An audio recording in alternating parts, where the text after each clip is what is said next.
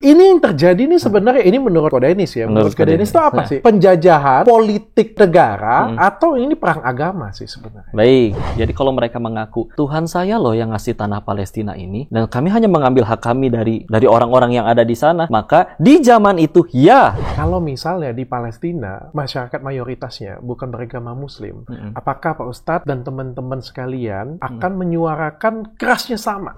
Luar biasa, Indonesia ini benar-benar memberikan simpati yang luar biasa banget ke Palestina. Sampai kemarin akhirnya sampai ada acara boykot memboykot. Lu setuju nggak tentang boykot memboykot? Ini diajarkan. Oh, diajarkan. Tanya Dokter Richard. Right, hari ini saya sudah bersama dengan Ustadz Dennis Lim. Wow, ini spesial nih. Kita mau ngomongin Israel Palestina. Siap. Agak ngeri-ngeri loh. Temen gue ya, brand ambassador gue. Tapi hari ini kita pengen menebarkan kebaikan ya. Aku juga pengen jadi saudara ya nggak? Iya. Aku juga pengen belajar dengan Dennis Lim nih hari ini nih. Bro, ini aduh, Israel dengan Palestina yang sebenarnya kemarin tuh sudah sempat adem ya. Dari tahun 90 tuh sampai Oktober kemarin tuh ya adem lah ya, kita ngomongnya tenang ya. Tiba-tiba konfliknya luar biasa banget. Dan konflik ini bukan hanya terjadi di Israel dan Palestina sebenarnya. Hampir di semua dunia. Ikut komentar kan? Siap. Dan Indonesia juga ikut heboh. Nah, ini pertanyaan yang nggak perlu ditanya sebenarnya ya. Lu tim mana, Po?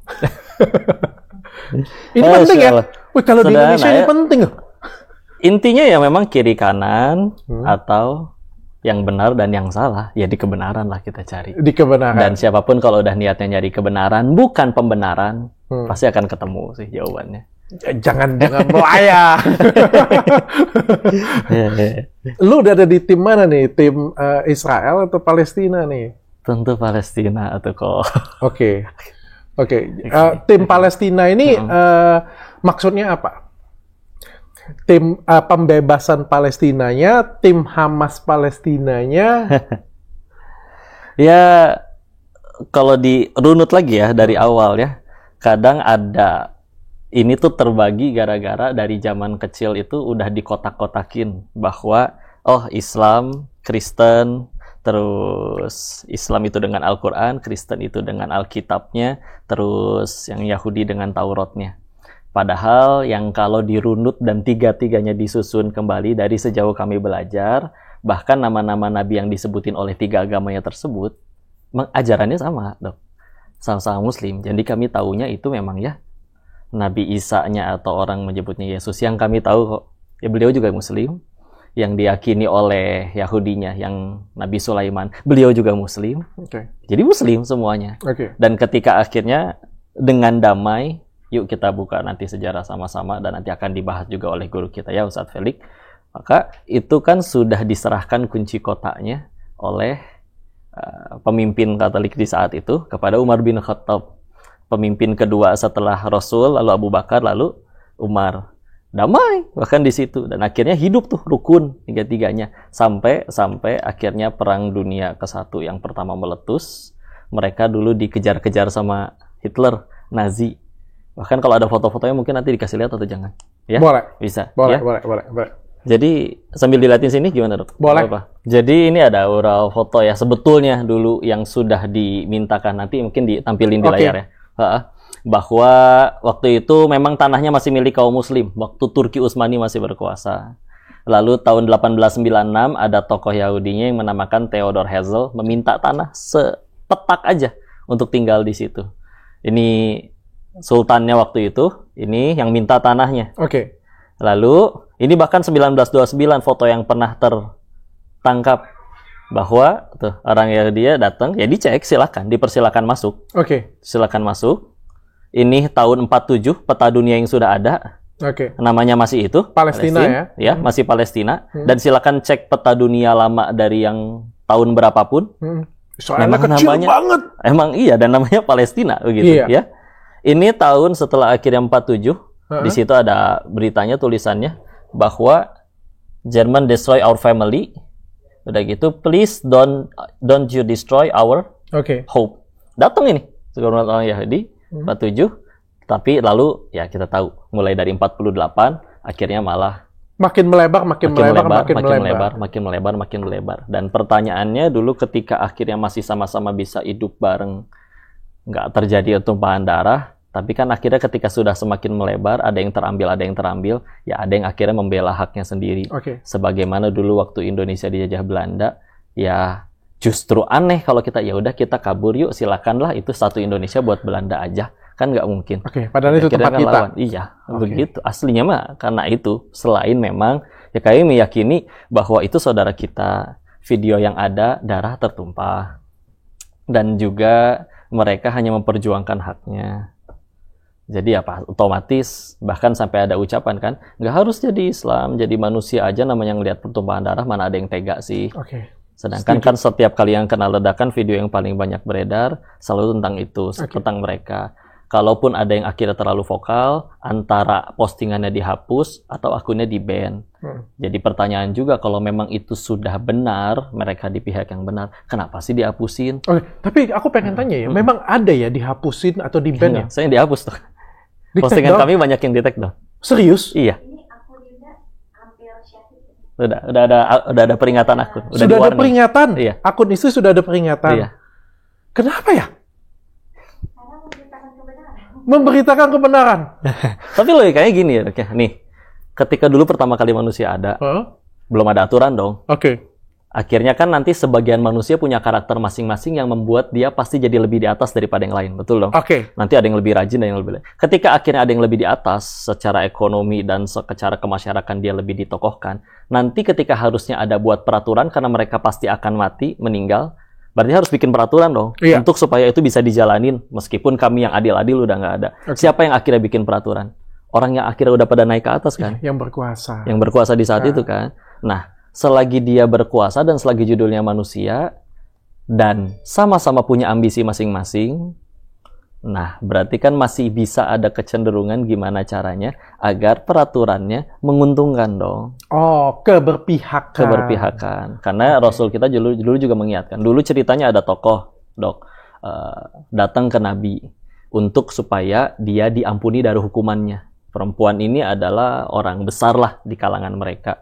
Apa jawaban Nabi ketika itu? Justru kaum-kaum sebelum kalian, karena kalau di cerita-cerita agama itu ada orang yang dulu pernah dapat hukuman ya, dapat azab, karena durhaka kepada nabinya. Disebutin orang-orang terdahulu itu nyaris semuanya dihancurkan oleh Allah karena mereka itu hukum tajam ke bawah tapi tumpul ke atas.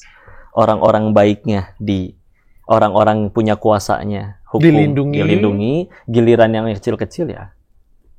Gitu ya. Itu real tapi ya, memang di blog, sering di take down, sering hilang ya. Masih aja di ini ya. Nanti kita sambil bisa di ini ya. Lihat akun. Tapi ini yang terjadi nih sebenarnya ini menurut Kodenis ya. Menurut Kodenis itu apa sih? Penjajahan politik negara atau ini perang agama sih sebenarnya? Baik, kalau kita tanya opini masing-masing atau asumsi masing-masing dengan bawa fakta masing-masing, saya lebih sebelum ke pendapat saya, pendapat pencipta saya dulu, nggak apa-apa ya. Kalau di Al-Quran, Dok, saya bacain ya, nama suratnya Al-Maidah di ayat 20 dan 21 sampai 25. Nanti kalau mau sambil baca terjemahannya, mau sama-sama lihat? Nggak bisa baca aku. Nggak ada terjemahannya, bacain aja ya. Jadi, dan ini Al-Maidah ayat 20. Saya langsung terjemahan aja berarti ya. Dan ingatlah ketika Nabi Musa, berkata kepada kaumnya, Bani Israil. Nabi Musa orang Israel. Orang Israel ya. Wahai kaumku, ingatlah akan nikmat Allah kepadamu. Diingetin tuh. Tuhan tuh kasih nikmat kepada kamu banyak loh. Apa saja? Dia mengangkat nabi-nabi di antaramu. Memang iya, banyak banget ya, nabi-nabi dari Bani Israel. Dan menjadikan kamu orang-orang merdeka, dilepasin dari Firaun soalnya, lolos dari penjajahan Firaun, dan memberikan kepada kamu apa yang belum pernah diberikan kepada seorang pun di antara umat yang lain. 21-nya. Diberikanlah mereka, wahai kaumku, masuklah ke tanah suci Palestina yang telah ditentukan Allah bagimu, dan janganlah kamu berbalik ke belakang karena takut kepada musuh, nanti kamu menjadi orang yang rugi. Jadi kalau mereka mengaku, Tuhan saya loh yang ngasih tanah Palestina ini, dan kami hanya mengambil hak kami dari dari orang-orang yang ada di sana, maka di zaman itu ya benar. Allah memerintahkan Nabi Musa untuk membawa mereka ke sana. Jadi dikasih tahu bahwa ini adalah tanah terjanjikan untuk dirimu kayak gitu ya. Tapi yuk kita lihat ayat dua-duanya. Mereka berkata, ini kaumnya nih, orang Israelnya nih, Bani Israel yang diajak, wahai Musa, sesungguhnya di dalam negeri itu ada orang-orang yang sangat kuat dan kejam. Kami tidak akan memasukinya sebelum mereka keluar darinya. Jika mereka keluar dari sana, niscaya kami akan masuk. Jadi tidak mau masuk mereka. Serem, takut. Ya, di ayat 23-nya, ada muridnya Nabi Musa, berkatalah dua orang laki-laki di antara mereka yang bertakwa, yang telah diberi nikmat oleh Allah. Serbulah mereka melalui pintu gerbang negeri itu. Ditunjukin tuh, nih ada jalannya. Jika kamu memasukinya, niscaya kamu akan menang. Dan bertakwalah kamu hanya kepada Allah, jika kamu orang-orang beriman. Yuk, gak usah takut. Nabi kita ada, jalan ada nih. Masuk, pasti kita bisa diterima masuk ke dalam situ. Apa jawabnya lagi ayat 24-nya? Mereka berkata, wahai Musa, sampai kapanpun kami tidak akan memasukinya selama mereka masih ada di dalamnya. Karena itu, pergilah engkau bersama Tuhanmu dan berperanglah kamu berdua. Baru biarlah kami tetap menanti di sini saja. Ikut menang aja. Maksudnya kalau mau sudah menang, baru aku nanti mau masuk. Kan kamu nabi kan? Ada Tuhan kan, Allah kan. Udah sana lagi masuk duaan. Nanti kalau udah menang kabarin nih, kami tunggu di sini. Oke? Agak males ya. Ya gregetan dok. Iya. Masalahnya gini deh, kalau saya nyebutnya opini atau asumsi saya sendiri bisa dibantah. Saya bukan makhluk yang maha benar.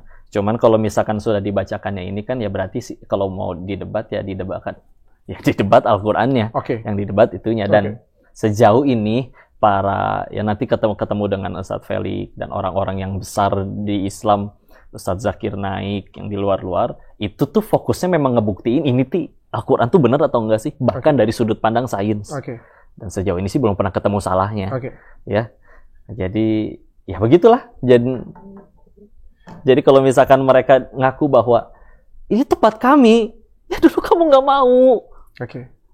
Kenapa setelah akhirnya diusir kemana-mana, Karena memang nanti ada ayat yang menjelaskan memang tabiatnya begitu, ngeyel gitu. Susah dikasih tahu. Tapi begitu akhirnya udah ditolak kemana-mana dan mereka, aduh kami mesti kemana lagi? Udah Palestina. Dulu di Taurat juga disuruh kita ke Palestina. Ayo ke Palestina. Ketika di Palestina tadi, foto-foto yang tadi dipersilakan masuk. Tapi kok malah jadi ngusir udahannya. Tiba-tiba kalau sudah jadi seperti sekarang, semuanya klaim semuanya tanah itu ya jadinya ya. Itu gimana? Tapi ini perang bukan perang agama kan? Ini perang politik atau menurut Pak Ustadz gimana? Di luar itu semua, kami juga mendapat info-info dan juga memang kalau di agama juga diajarkan ya, bahwa ya memang nanti ada yang namanya menuju ke akhir zaman ya. Nanti juga ada bahasan ke sana bahwa ya mendekati nanti ada yang namanya Antichrist keluar, Dajjal, dan mereka sedang mempersiapkan untuk itu tempatnya nanti di sana. Di beberapa literatur Islam juga hadis-hadis menunjukkan bahwa nanti sebelum ya akhirnya dunia ini udahan semua, orang menyebutnya kiamat, kayak apokalips, kayak atau apapun, ya memang negeri Syams, yang sekarang Syams itu jadi 4 negara ya, Palestina, Suriah, Libanon, sama Yordania. Memang nanti ya endingnya di sana. Akan perang terjadi akhirnya. perang agama ya. Lebih ke kami nyebutnya perang antara kebenaran dengan kebatilan sih. Karena di situ nanti yang mati terbunuh ya Antichrist-nya itu, Dajjalnya itu. Kejauhan ya. Kalau ini oke lah. Kita ngelihat kan Pak Ustadz kan belain Palestina ya. Bahkan bersuara cukup keras lah. Aku melihat di media sosial dan beberapa teman-teman kita yang lain di Indonesia kan juga bersuara keras banget ya. Menjadi pertanyaan kayak gini ya. Ini kan kebetulan yang di Palestina adalah saudara kita yang juga Muslim ya. Kita kan masyarakat Indonesia kan adalah masyarakat Muslim terbesar di dunia ya. Dan kebetulan Palestina itu adalah Muslim juga di sana. Ya mayoritas ya. Meskipun ada beberapa agama lain juga di sana, termasuk Nasrani juga. Pertanyaannya gini, kalau misalnya di Palestina masyarakat mayoritasnya bukan beragama Muslim, apakah Pak Ustadz dan teman-teman sekalian akan menyuarakan kerasnya sama seperti Israel melawan Palestina? Ya, selagi judulnya pembunuhan dilarang dok ya, pasti akan bersuara juga sih, pasti akan bersuara. Walaupun memang jujur tambah gregetannya ya, Karena jelas-jelas itu. Bahkan ada beberapa foto yang dikirim, jenazahnya masih megang Al-Quran, Dok. Jadi ya gimana tuh? Ya walaupun ya, kalau itu bukan Muslim, pertanyaannya pasti akan bersuara vokal juga.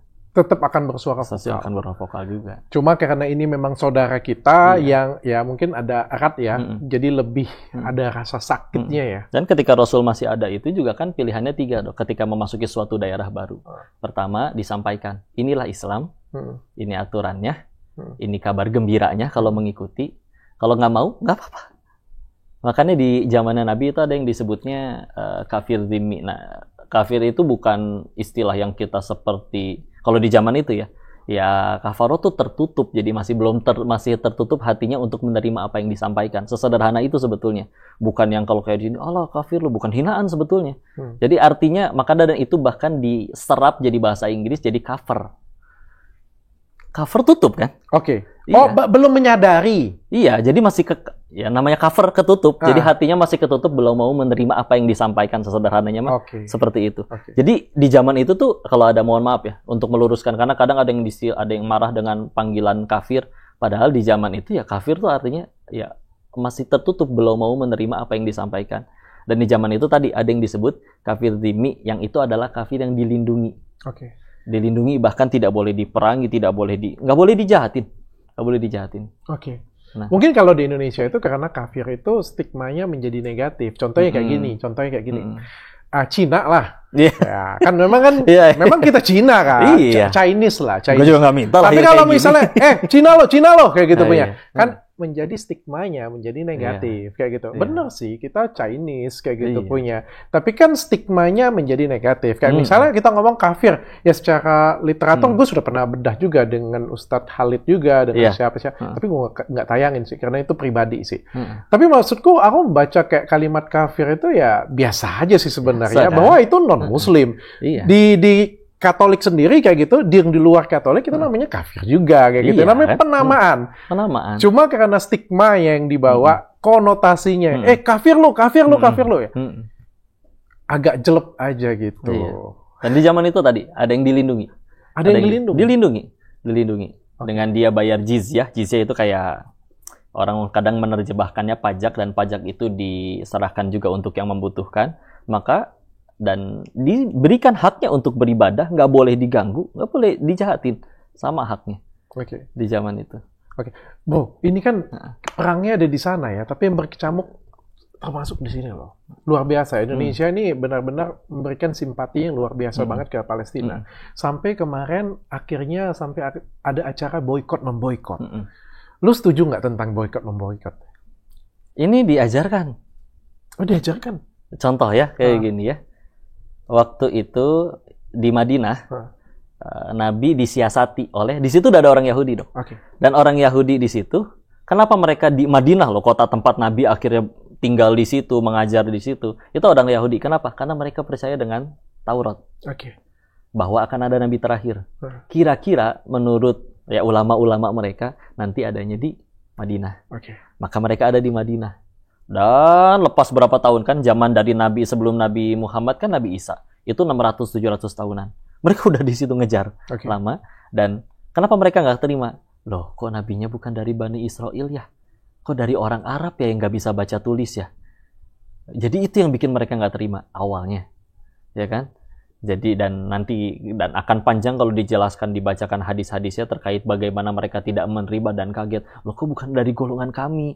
Coba dari sebelumnya Nabi Yusuf, Nabi Yakub, Nabi Sulaiman, Nabi Musa, Nabi Isa, Bani Israel semuanya. Kok tiba-tiba orang Arab? Oh, mereka nggak bisa nerima itu. Maka di situ ada yang namanya jadi ada beberapa suku Yahudinya ya. Maka salah satu suku di situ, Bani Nadir namanya, diceritakan dan bahkan menjadi penyebab turunnya surat ke-59 Al-Hasyr di dalam Al-Quran. Singkat cerita, disiasatilah Nabi diundang ke tempat mereka, dipersilakan duduk di satu tempat.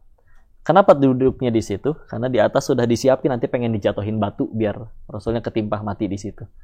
Tapi ternyata digagalkan, Rasul diberitahu sehingga bisa menghindar. Apa yang terjadi di situ? Panas. Gimana sih? Jangankan nabinya di saat itulah. Teman kita ada yang nyolek aja kadang bisa, lu jangan colek dia, berantem lu sama gua, gitu kan. Nah di situ umat banyak, dan Nabi ketika itu ngapain? Nggak menenangkan, udah kita keluar aja. Keluar, mereka dikepung di situ, di kediaman Bani Nadirnya, yang dari luar nggak boleh masuk ke dalam, menyuplai apapun, yang dari dalam nggak boleh keluar untuk berniaga. Walaupun namanya bukan boykot, tapi embargo mungkin secara ekonominya ya. Dan apa yang terjadi? Kalau Rasul waktu itu mau dengan Selon, udah sikat, darah tertumpah pasti. Tapi beliau lebih memilih, udah tinggalin. Udah. Dan akhirnya setelah beberapa hari, mereka keluar dengan sendirinya, meninggalkan Madinah untuk tidak tinggal di Madinah lagi. Karena tadi, gimana nih kita di embargo? Jadi sebetulnya kalau misalkan, ini kejam nih boykot dan segala macam. Loh itu salah satu cara yang efektif dan tidak menumpahkan darah kok. Benar, setuju gue. Ya nggak sih? Benar. Ya nggak sih? Dan itu juga hak masing-masing kan? Dong, adalah cocok-cocokan juga dong. Lagian kalau balik lagi nih, kalau semua pemimpin negara Islam, yuk teleponan, conference call, sama-sama Selon yuk, ledakin aja lah, perang-perang lah dunia ketiga. Tambah chaos. Tambah chaos, walaupun nanti akhirnya misalkan nanti ada yang nyerang Ka'bahnya lah, malah ada yang nyerang, jadi dunia meledak sana-sini lah. Jadi tambah amburadul, korban tambah banyak. Tapi kalau ini kan boykot kan nggak ada korban sama sekali kan, kita berbicara kan. Oke, gue setuju banget. Karena boykot ini kan cara paling damai sebenarnya, cara paling damai. Tapi siapa yang harus kita boykot? Ya kalau dari sudut pandang kami yang di membela Palestina, ya produk apapun yang, apalagi merekanya sudah terang-terangan mendukung, mensupport mereka. Gue setuju. Produk apa, kita garis bawahi satu-satu ya, kita bedah ya. Karena ini kan judulnya sebenarnya boykot-memboykot khusus untuk Dennis Lim ya. Semua produk yang terang-terangan support ya, Israel ya. Siapa aja itu? Satu kemarin disebutin merek. Ya nggak apa-apa kan, kemarin juga lu pasang di media sosial. McD katanya ngasih makan ya. McD ya. Ngasih makan tentara di Israel. Untuk yang di Israel punya ini ya, kasih makan tentara di Israel itu dianggap mendukung ya. Oke. Apalagi nih Disney ya. Disney terus. Itu jelas memberi sumbang. Makanan-makanan yang lain juga ya. Kawan-kawannya tuh KFC. Pizza Hut. Itu jelas, beneran. Kami sih dapat literaturnya dari guru-guru kami lagi. Dan itu dan nggak cuman yang langsung secara fokus ke Israel ya. Ternyata akhirnya yuk ikut ngejaga yang akhirnya itu memang produk Amerika, yang Amerikanya kan terang-terangan ngirim bantuan ke sana. Nah, itu jadi, bro. Nah, kalau yang kayak gitu punya, ini kita diskusi ya, kita diskusi. Kalau yang kayak gitu punya, gua agak kurang setuju, bro. Gitu. Karena kayak gini. Kita bilang, misalnya nih ya, perusahaan gue ada di Amerika ya. Amerikanya bener nih, support Israel, nih, mendanai Israel. Tapi kan bukan artinya perusahaan gue setuju. Bukan perusahaannya ada di sana. Tapi perusahaannya memang ya istilahnya ownernya mereka juga. Iya. Yang maksudnya satu grupan sama orang-orang Yahudi Amerika juga. Artinya kita nggak bisa mengklaim all Amerika kayak gitu, punya semua produk Amerika. Iya, produk Amerika yang mendukung pro Yahudi. Gitu. Gue setuju kalau itu. Misalnya kayak yang ketangkap, misalnya Disney kan memberikan bantuan berapa juta dolar, misalnya kayak gitu ya. Oke, ke Israel, tentara lagi kayak gitu punya kan, gue masih oke. Itu berarti kita ngelihatnya mendukung kayak gitu punya. Terus yang mana lagi nih, kalau misalnya kayak, ini kan sudah mulai melebar kemana-mana, bro. Iya, listnya ada sih, banyak sih. Itu listnya 121. Ada 121 brand. 121 brand? Cuman ya banyak sih nyaris. Tapi alhamdulillah, kenapa kita selalu punya pilihan. Banyak netizen yang bertanya, kenapa nggak sekalian Instagram, YouTube? Oh iya, itu ya. Kadang dibilang, boykot, tapi masih pakai Instagram. Instagramnya punya mereka juga. Satu, belum ada media yang seefektif itu penyebaran dan menyebarin beritanya seefektif ya. Salah satunya Instagram. Yang kalau jelas-jelas kita masih di Instagram aja, postingan kita tentang apapun silahkan, asal tentang Palestina dihapus-hapusin. Maka kalau akhirnya kita, ya udah yuk kita juga nggak pakai Instagram, media semua mereka yang kuasain tuh. Nggak usah bicara lagi itu deh. Kita tahun depan, mohon maaf ya, pemilu ya. TV juga kan kelihatan keberpihakannya mau ngedukung siapa. Kalau mau jujur, ya. Ya, nggak tidak disebutkan satu televisi apapun, tidak disebutkan satu nama siapapun. Tapi kan wajar dong, ibarat yang punya televisinya orang juga, bukan jin. Orangnya punya kepentingan, punya keinginan. Dan dia punya alat untuk menggiring opini publik. ya namanya alat ya disesuaikan dengan keinginan yang make, jatuhnya kan gitu. Tapi kesannya kalau misalnya seperti itu, berarti kita tebang pilih untuk boykot. Ada produk yang kita boykot, ada yang produk yang masih bisa kita gunakan, gitu. Nah, kalau misalkan produk yang kita pakai, misalkan beli odol, itu ketika kita beli jadi omset untuk dirinya. Okay. Kalau ini kan kayak misalkan produk yang kita tujuannya, ini nguanginnya gimana nih kalau misalnya lagi kayak misalnya kita pakai Instagram gitu kan, dan kita cuma posting berita kenyataan. Meskipun dihapus lagi. Oke. Walaupun nggak ngerti sayanya juga ya. Mereka untungnya dari mana tuh kalau misalkan kalau kita makin posting banyak, mereka dapat duit cash rupiah gitu. Beda kan dengan kita beli barang.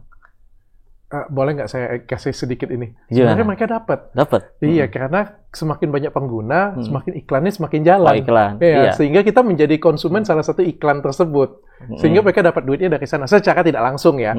Sebenarnya bukan hanya Instagram sih, kan di sini ada kita bicara YouTube. Ya kalau kita bicara adil ya, handphone, pesawat terbang kayak gitu punya. Kalau kita tembaknya ini nggak ada arah nih, pokoknya tembak semua arah kayak gitu punya kan. Makanya yang pengen ku garis bawain di sini, kita pengen ngobrol tuh yang mana sih yang pantas kita boykot sih kayak gitu. Mungkin kita taruh di list 1, list 2, list 3 kali ya. List 1 adalah kita sama-sama sepakat yang terang-terangan memberikan dukungan secara resmi. Iya. Ya. Dukungan kayak gimana dulu nih? Dukungan yang ke tentara atau dukungan ke senjata. Dalam bentuk kan mereka kan dalam bentuknya uang kan ya. Jadi kan biaya kan jadinya kan. Karena kan perang perlu biaya. Oke. Dalam bentuk uang, dalam bentuk senjata ataupun makanan atau persenjataan ya untuk perang ya. Pertanyaannya gini, kalau misalnya nih, saya kan di Israel juga ada korban. Hamas mengirimkan rudal. Ada korban juga di sana. Ada seseorang yang secara kemanusiaan membantu secara dana dan medis, tapi ke masyarakat yang sakit tersebut. Apakah itu dihitung juga kita harus memboikot orang tersebut? Padahal itu juga kemanusiaan yang dilakukan. Kalau yang tujuannya kemanusiaan ya sebagaimana kayak ada bantuan untuk korban-korban luka, ya itu kan program kemanusiaan, beda lagi. Tidak usah kita boikot ya. Sepakat ya situ ya.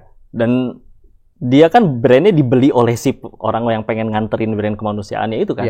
Iya kan. Berarti kita sepakat bahwa kalau yang ngebantunya dalam bentuk kemanusiaan kita tidak boikot, tapi kalau membantunya dalam bentuk persenjataan atau yang membuat support perang yang bisa membunuh ke Palestina itu kita boikot. Sepakat ya. Itu tier nomor satunya lagi.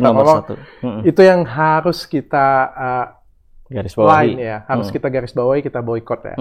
Tadi apa yang lagi ramai kemarin ya? Grab ya. Grab kenapa sih Grab? Gue nggak tahu deh. Kalau baca infonya mah istrinya, jadi istrinya ngedukung lah bahwa ya punya lebih pro-nya dari postingannya, bahwa lebih pro-nya ke Israelnya. Tapi ya lebih gampang terbakar biasa netizen sehingga akhirnya langsung diserbu. Jadi bukan si ownernya yang saya tahu mah, tapi istrinya. Walaupun langsung merekanya kirim kayak ada postingan berita lain sudah donasi 4,5 miliar 3,5 miliar ke sana, walaupun ya tidak bisa dibuktikan. Tapi maksudnya belum kami buktikan. Tapi ya balik lagi, kalau umat muslim niat ngeboikotnya itu sebetulnya bukan dalam urusan dendam dan segala macam sih, Dok. Lebih ke nunjukin yuk keberpihakan. Karena dalam artian kayak misalkan contoh Nabi Ibrahim alaihissalam ada kisahnya, nggak cuma di dalam Islam, bahwa dulu ngelawan Raja Namrud itu kan dibakar hidup-hidup. Dan ada kisahnya semut Ibrahim kalau di dalam Islam amat sangat terkenal, anak-anak kecil juga tahu. Jadi semut ini ketika Nabi Ibrahim dibakar, nyipratin air, diledekin sama burung gagak, ya mana ngepek kalau bahasa kitanya. Tapi ya semutnya menjawab, ini akan menunjukkan aku berada di pihak kebenaran atau tidak. Karena dari kayak kita pernah ngobrol yang waktu podcast sebelumnya, ya kita meninggal nggak ditanya kelakuan orang, tapi ditanya kelakuan masing-masing. Setidaknya aku pengen menunjukkan aku berada di pihak yang membela yang benar, yang tersakiti, yang terzolimi. Karena dengan menunjukkan keberpihakan itu, ya buktinya iman kan di situ kalau kita udah bicara ke agama. Padahal kalau bicaranya masalah produk atau istilahnya ngambil sesuatu yang di luar Islam, Nabi pun ngelakuin. Kayak contoh, waktu ada yang di dalam Islam itu istilah ada perang Khandaq waktu itu. Khandaq itu artinya parit, perang Ahzab. Nah, Khandaq itu, parit itu digali, itu idenya siapa? Dari Salman Al-Farisi, beliau orang Persia. Nih, di Persia tuh kalau perang ada teknik perang seperti ini. Maka, dan waktu itu Persianya belum Muslim. Akhirnya diambil, ya sudah kita bisa terapkan itu. Nah itu kan mengambil metode, mengambil cara. Tapi kan ini kan kalau dalam ini tujuannya ya ada ya tadi yang support antara penjajahan tersebut. Ya setidaknya walaupun kami nggak bisa ke sana ngebantu mereka. Paling nggak ada support, ada yang bisa kita lakukan. Betul. Kami ke sana juga mungkin nggak bisa megang senjata, belum pernah megang. Ya udah kami nunjukin keberpihakannya. Yuk deh. Yang supaya akhirnya funding mereka setidaknya berkurang, berhenti, siapa tahu itu bisa akhirnya ada andil. Gue setuju banget. Cuma permasalahan kayak gini, jangan sampai kita dimanfaatkan oleh orang-orang yang tidak bertanggung jawab, bro. Gimana tuh contohnya? Gue setuju sampai ke kita mau belakan sesuai dengan kemampuan kita, ya. Yang bisa angkat senjata, silakan angkat senjata. Yang bisa berbicara di media sosial, silakan berbicara di media sosial. Yang punya uang bisa memberikan sumbang, silakan memberikan donasi. Yang nggak bisa ya, paling nggak sejelek-jeleknya kita kan tidak mendukung atau memboikot, tidak mendukung untuk memberikan senjata ke pihak sebelah sana, ya kan? Paling nggak itu kan hal yang paling simple, ya kan? Ketika ada brand yang jelas-jelasan terang benderang mendukung ke Israel, maka kita memboikot itu tidak menggunakan. Oke, gue setuju. Tapi kan ini mulai ada beberapa yang bisa dimasukin ke politik kepentingan juga, di mana ada orang-orang yang mulai menyebar kebencian atau menyebar sehingga kayak yang mana nih yang harus kita boikot nih, bro? Jangan sampai ini salah yang kita boikot ini, karena kan yang kita boikot ini kan juga punya punya hak hidup, punya kita, jangan sampai menzolimi orang juga, bro. Gitu menurut gue. Sih, maka akhirnya tadi balik lagi ketika jelas tujuannya tadi yang tier satunya itu sana. Dan kami akhirnya kan kalau di dalam teman-teman di lingkaran circle kami juga ada yang aktif untuk mencari info-info yang mana sih yang istilahnya benar-benar ngedukung secara terang-terangan dan memang itu ngedukungnya secara finansial dan segala macam, atau yang tadi yang sebetulnya tidak, kayak misalkan punya perusahaan di Amerika dan dia hanya sekedar kantornya di Amerika gitu kan tadi istilahnya. Nah itu makanya kami bersumber kepada literatur-literatur dari yang ada, dari guru-guru kami, brand-brand yang ada di situ. Tadi 121 itu, yang itu saja. 121 sudah. Itu tier 1 atau tier berapa nih? Itu yang disebutin sih memang produk-produk yang ownernya juga memang ownernya orang-orang Yahudi juga. Orang-orang Yahudi juga. Iya. Meskipun orang Yahudi sendiri mungkin di dalam sana ada juga beberapa orang Israel yang gue dengar nih, katanya mereka juga sebenarnya nggak semuanya sepakat kok untuk akan perang ini kayak gitu. Beberapa dari mereka juga mengajukan protes juga kok sebenarnya. Iya, di Israelnya sendiri juga PM-nya tuh Netanyahu-nya udah banyak di demo untuk mundur. Iya kan. Tetap kita akan boikot semuanya produk Yahudi yang kita anggap produk Yahudi. Kalau di dalam Islam nanti ketika akhirnya jatuhnya pada kita ketidaktahuan apakah dia benar-benar ngedukung atau tidak, maka sifat waro atau lebih hati-hati itu digunakan. Dan ketika sudah bicaranya sifat hati-hati, toh balik lagi, kalau daripada beli ternyata dia dukung terus ternyata malah jadi kesalahan, ya toh lebih aman. Ya udah yuk benar-benar total deh UMKM aja deh semua deh. Dengan akhirnya itu pasti jelas-jelas ini mah emang kantornya misalkan di Bogor, jualannya di Bogor, produknya juga sama bisa kita gunakan. Ya udah akhirnya jadi inilah ada kesempatan juga untuk kita menggunakan produk lokal saja. Kalau memang bisa digantikan. Tapi kalau tidak bisa digantikan ya nggak ada masalah berarti. Iya, kayak istilahnya penggunaan Instagram tadi karena kami belum menemukan media lain yang bisa untuk menyuarakan kebenaran. Lebih baik daripada Instagram. Iya. Belum ada media yang lain ya. Handphone kan Indonesia juga belum produksi yang sebaik dari apa yang kita punya sekarang. Pesawat terbang juga kebetulan kita juga nggak bisa produksi kan kayak gitu. Jadi mau nggak mau kita harus bisa manfaatkan. Tapi apa yang bisa kita hindari, kita hindarin terlebih dahulu. Hindari. Kalau ada pilihan lain juga untuk ngedukung ya tadi. Gue sepakat. Ini boikotnya sementara atau selamanya? Ya tidak selamanya tentunya. Sebagaimana kayak Nabi tadi jelas-jelas. Tidak selamanya. Yang mana ini? Selamanya atau tidak? Selamanya atau sementara? Ya tidak selamanya kan artinya sementara dong. Oh sementara. Tidak selamanya kan artinya sementara. Sementara ya. Iya, sementara. Artinya ini adalah protes kita saja untuk produk tersebut ya. Oke, gue sepakat sih. Ya suatu saat misalkan ternyata peperangannya sudah berhenti dan akhirnya mereka juga benar-benar tidak mensupport dana. Ya sudah lah. Seperti bagaimana Rasul juga tadi ngambil metode atau sesuatu yang memang digunakan oleh yang istilahnya di saat itu belum muslim. Beliau juga mengambil. Oke. Gue ngobrol dengan beberapa orang terdekat gue lah ya, kita ngobrol. Tapi memang menurutku sih, memang boykot ini adalah salah satu cara yang paling simpel ya, paling simpel untuk bisa kita lakukan sama-sama, gerakan yang bisa kita lakukan sama-sama. Tapi menurut gue ada sedikit kebablasan. Nah, gue mau pindah pandangan lu deh. Sekarang ada beberapa nih yang di boykot, salah satunya adalah McD nih, ya, McD ya. Tapi didatengin bro, didatengin, di demo di depan McD gitu. Ya ibarat kayak. Lu setuju nggak? Kalau didatengin sampai yang mereka berbuat kerusakan di situ ya tentu nggak setuju sih. Itu mah kayak ibarat pesawat telat. Kan bukan keputusan si mas-mas dan mbak-mbak yang jaga di bawah, tapi yang diomelin, dicaci maki sama orang-orang yang pada telat pesawatnya, dasar bla bla. Telat juga bukan karena saya. Salah sasaran. Gitu, salah sasaran gitu kan. Sebetulnya kan yang kita akhirnya dengan nggak jualan dan omset mereka menurun itu kan cuman kita diharapkan dengan omsetnya menurun kan jadi nggak bisa supply dana untuk perang itu doang kan sebetulnya. Ini mereka di situ juga kerja juga merekanya padahal bisa jadi, aduh, saya juga sebetulnya sepakat untuk boykot. Dan tapi saya juga nggak mungkin bisa keluar saat ini juga untuk karena anak-anak harus dikasih makan. Saya masih perlu kerja. Tahu-tahu saya diserang sama saudara saya sendiri.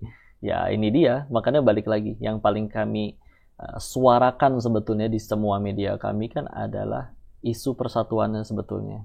Dalam artian, kita tahu ya, Islam ini sendiri juga istilahnya ada yang nanti, kalau sering ngobrol sama yang sesama muslim, nanti ada yang suka, dia sholatnya gimana? Oh agak beda, kunut atau tidak kunut, atau gerakannya seperti apa, atau pakaiannya seperti apa. Itu sendiri kan ya ibarat kalau misalnya kayak kalau Richard di Kristen atau Nasrani juga kan ada GBI, ada Bethel, ada GSJA dan yang lain-lain.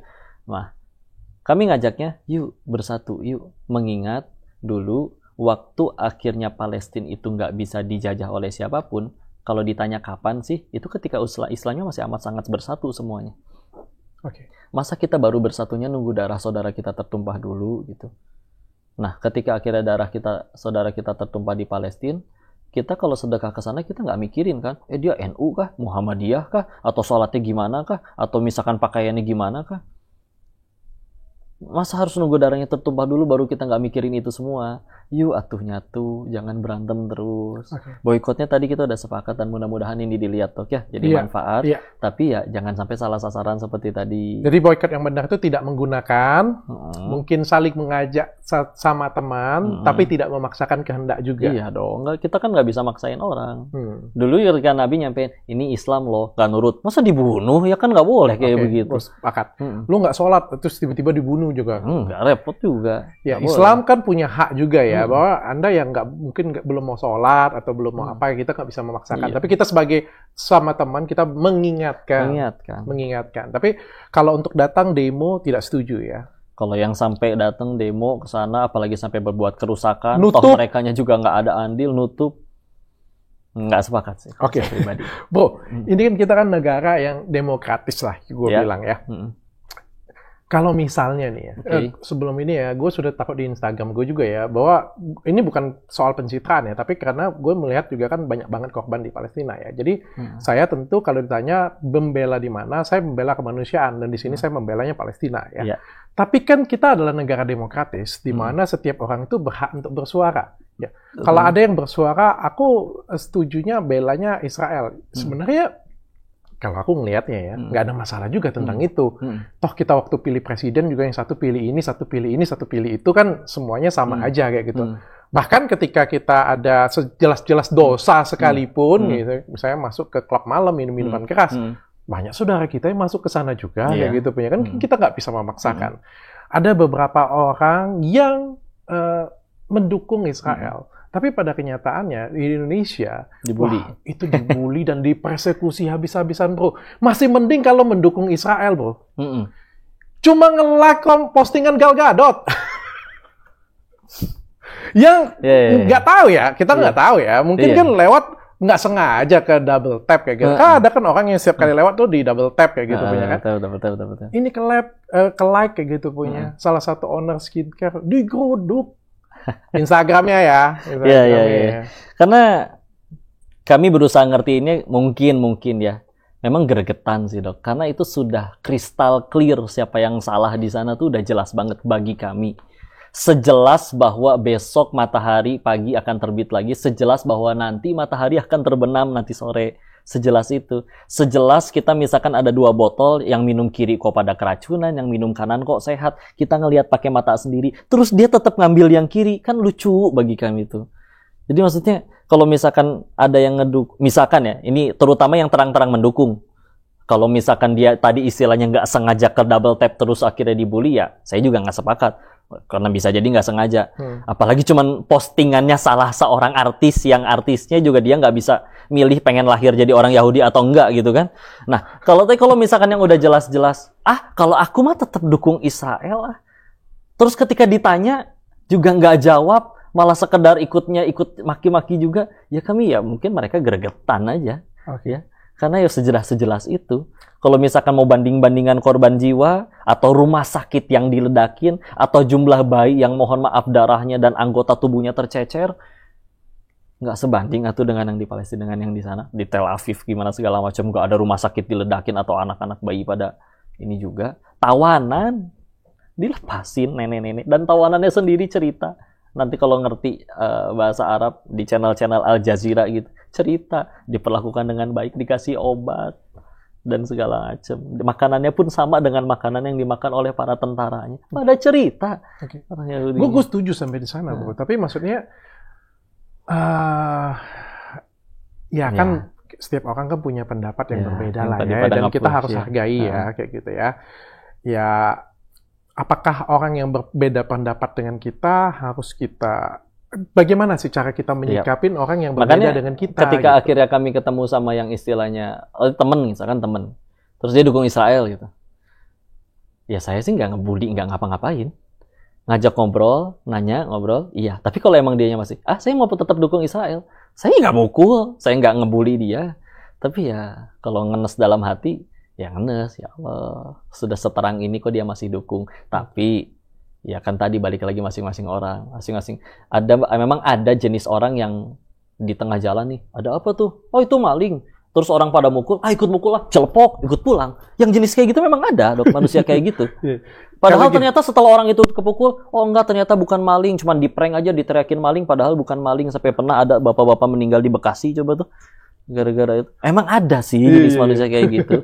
Makanya baik lagi ketika kemarin ditanya ya, dok, ketika Kak Deris berhenti dari dunia yang dulu nih, perjudian, apa rancangannya atau rencananya untuk ngentiin perjudian? Saya jawabnya waktu itu, ya saya memilihnya ya kayak sekarang, ngaji. Karena kalaupun saya istilahnya bawa senjata, datang ke kasino tempat kami dulu nyari duit di sana, saya todongin senjata, berhenti judi nggak lu? Tapi emang dianya nggak mau berhenti, tetap nggak berhenti.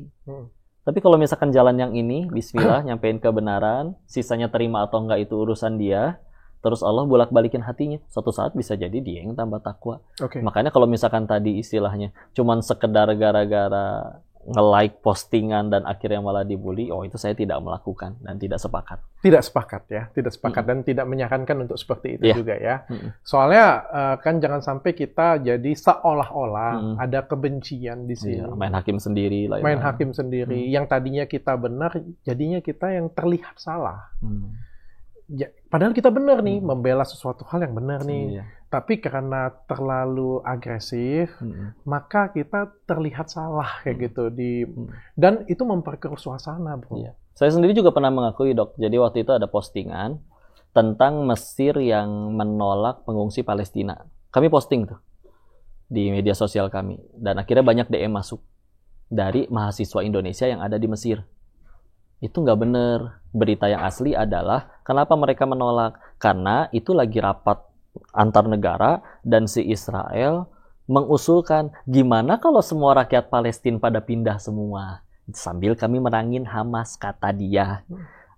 Orang Mesir waktu itu pemimpinnya nolak. Ya kalau kami menerima mereka semua pergi, ya jadi kosong dong, bisa kalian ambil seenaknya.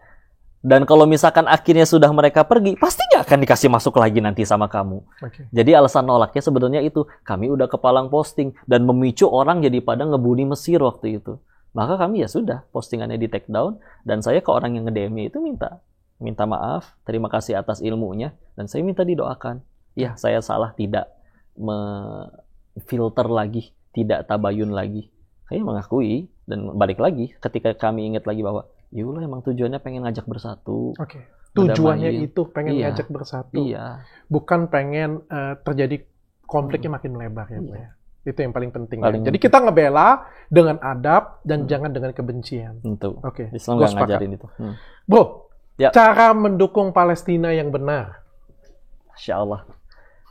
Paling pertama, yuk kembali kapan waktu Islam masih berjaya dan orang-orang yang pengen ngejajah Palestina nggak pernah berhasil. Kapan? Ya ketika tadi, yuk sama-sama bersatu, yang akur dengan sambil terus ya bahasa sayanya mah ningkatin takwa yuk sama-sama. Apalagi memang kalau ada yang nanya kayak gini dok, Islam banyak loh, negara Islam juga banyak. Amerika terang-terangan ngirim pesawat perang, bantuan perang, pasukannya ada, orangnya ada, pelurunya ada, semua dikirim ke sana. Nah, Islam belum ada yang nyampe ya, seperti itulah istilahnya. Ya, maka kenapa seperti itu? Ya memang ya ada hadis di dalam Islam yang menyebutkan bahwa nanti memang ada hari di mana orang Islam itu banyak, tapi seperti buih aja terombang-ambing di lautan, nggak bisa ngapa-ngapain. Kenapa? Karena waktu itu musuh kalian dibikin hilang rasa takutnya karena kalian terjangkit penyakit. Nama penyakitnya adalah wahan. Apa itu wahan? Cinta dunia dan benci akan kematian. Jadi ketika kita bicaranya tentang takut mati dan juga benci cinta dunia dan takut mati, itu nggak cuma bikin kita jadi sulit bahagia, tapi juga jadi Islamnya jadi lemah, kita berantem sendiri. Maka paling awal banget kalau menurut saya pribadi, yuk udah nurut sama Allah. Ibaratnya kita deket sama yang punya toko roti aja kenyang, makan roti terus. Bukan berarti nggak boleh punya dunia, tapi ayo deketin yang punya dunia. Tambah takwa, sama-sama terus bersatu, nggak fokus dengan perbedaan, tapi terus saling sama-sama bersatu. Minimal itu dulu jadi baik. Oh, itu paling simpel ya. Ternyata Paling itu simpel. salah satu cara mendukung Palestina ya. Iya, karena kan ya bagi Jangan kami kejauhan ya. bagi kami mengimani kalau hadis Nabi, ya apalagi kalau sahih itu benar. Dan iya juga ketika akhirnya ya kita mah gitulah dok. Mereka, kenapa yang di Palestina, kami semua berpikiran beda dok anak-anak di sana sama di sini. Kita di sini masalah besok, jangankan masalah harta dok. Kita buka ada nih tetangga buka warung. Terus tetangganya lagi buka warung, dia ketakutan. Waduh, gimana dia buka warung? Omset kita berkurang. Bisa sampai kepikiran niat-niat jahat. Padahal bisa jadi kalau emang pelayanannya lebih baik tetap beli di dia kan. Okay. Tapi gitu aja kita ketakutan. Sedangkan anak-anak di Palestina ketika ada pendongeng dari Indonesia datang ke sana, ada di anak-anak ditanya, siapa yang mau jadi dokter? 2-3 anak angkat tangan. Siapa yang mau jadi pemain bola? 2-3 anak angkat tangan. Ketika ditanya yang semuanya angkat tangan, siapa yang mau mujahid fisabilillah? Siapa yang mau mati membela agama ini? Semuanya angkat tangan. Sambil rebutan kayak anak-anak kecil. Aku duluan yang menyusul ayahku. Aku duluan yang menyusul pamanku. Wah, kualitas anak-anaknya aja beda dok. Dan anak-anak di sana sebelum akil balik itu standarnya hafal setengah Al-Quran standarnya. Al-Quran yang segitu, setengahnya mereka hafal tanpa ngeliat. Jadi, ya Allah, kualitasnya segitu beda. Bahkan bisa dibilang, mungkin bukan kami yang kasihan sama mereka. Mungkin mereka yang kasihan sama kita. Mereka mah masih kecil juga, belum punya dosa. Mungkin Allah terlalu sayang. Udah sini pulang, sebelum punya dosa. Cepet duluan ke surga duluan. Mungkin mereka lagi ngeliatin, itu si Dennis ngapain ya tinggal di Indonesia, umur panjang tapi malah tambah banyak dosa. Ih, buat apa hidup panjang nambahin kuota siksaan? Jadi, minimal untuk dari paling awal. Dan kalau mau jujur, kita berangkat ke sana, dikasih senjata juga nggak tahu megangnya kali. Oke. Ya, itu dulu, bersatu dulu. Bersatu dulu. Dan ya. tambah takwa dulu. Itu dulu aja. Oke. Oh, ini pertanyaan terakhirnya. Yeah. Ini kalau katanya kalau Palestina dan Israel tidak berkonflik lagi, ini adalah akhir zaman. Oh gitu. Ya, ada banyak info berita kayak gitu. Maka nyikapinnya ya. Akhir zaman, bahkan ada yang bilang kiamat. Suka tidak suka, mau tidak mau, namanya kiamat tuh pasti. Nggak mungkin di-cancel. Gitu kan. Bahkan tanda atau ciri pertama akhir zaman itu sudah datang adalah 14 abad yang lalu ketika Rasul terakhir diutus, Rasul Muhammad. Itu sudah tanda akhir zaman. Ya. Tapi kan balik lagi. Kalaupun akhir zaman dan istilahnya kiamat itu datang dan istilahnya mati semua, yang di dalam Islam yang kami ketahui, ya meninggal itu yang paling penting ada istilahnya husnul khotimah, meninggal dalam keadaan yang baik. Karena kalau ada orang yang misalnya mohon maaf ngelakuin dosa banyak, tapi meninggalnya dalam keadaan tobat dan lagi beramal soleh, itu Allah punya kuasa untuk ngampunin dosa-dosanya. Beda kan, kalau manusia kita punya 1000 kebaikan bisa hilang karena 1 keburukan. Kalau ke Allah, 1000 kesalahan kita ada 1 aja kebaikan yang Allah ridho, Allah punya kuasa ngampunin 1000 kesalahan yang lainnya. Maka yang lebih kita lihat tadi keberpihakannya. Kalau saya sih nggak punya malu, nggak punya wajah nanti kalau di hadapan Allah meninggal terus ditanya, apa yang udah kamu lakuin waktu agamamu dinistakan dan saudaramu dibunuh? Terus saya nggak ngapa-ngapain. Wah, saya sih nggak punya nyali untuk ngadepin itu. Makanya pasti menunjukkan keberpihakan, mau akhirnya nanti dia menang Palestinanya dan akhirnya kiamat beneran terjadi dan pasti terjadi, ya sudah, itu pasti terjadi. Toh yang penting tadi meninggalnya dalam kebaikan. Karena meninggal dalam kebaikan juga tadi bukan perkara mati karena apa, tapi mati sedang apa. Contoh, meninggalnya gara-gara COVID, tapi dia lagi ngapain? Lagi sujud, rakaat terakhir, lagi sholat. Wah, meninggalnya lagi ibadah. Husnul khotimah kalau di kami itu bagus. Gue setuju sih. Jadi kita yang paling penting tuh menunjukkan keberpihakan kita, tapi yang di sini kita garis bawain juga kita menunjukkan keberpihakan kita menunjukkan kemanusiaan kita, tapi dengan cara yang damai, bukan dengan cara kekerasan ataupun juga menebar kebencian yang akhirnya bisa menimbulkan perang yang lain. Luar biasa banget Dennis Lim. Gue pengen panggil istrinya karena gue pengen tahu ya. Peran istri ini sebesar apa sih? Boleh nggak Yunda? Teteh Yunda, silakan. Tanya Dokter Richard.